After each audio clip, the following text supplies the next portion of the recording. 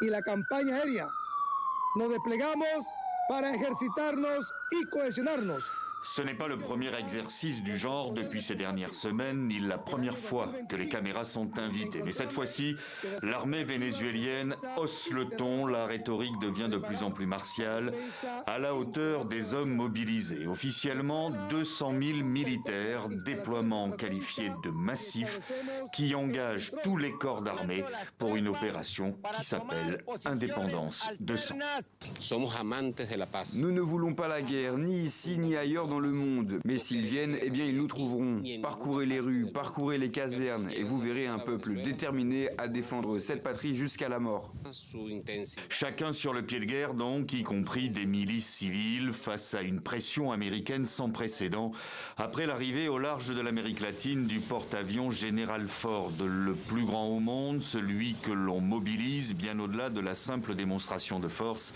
Il avait notamment été dépêché au Moyen-Orient dans les heures qui ont précédé les frappes américaines sur les installations nucléaires iraniennes.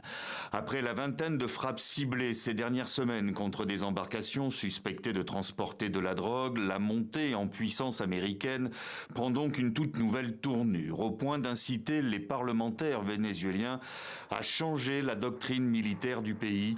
Un vote à l'unanimité qualifié d'historique qui met en place un commandement de défense nationale unique et implique chaque citoyen vénézuélien pour agir contre les menaces de toutes sortes.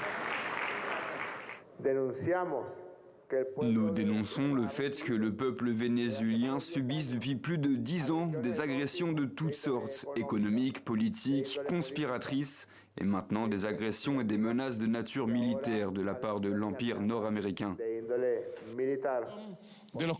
Sitôt voté, sitôt appliqué par le président Nicolás Maduro, pris dans l'étau américain au nom de la lutte contre le narcotrafic.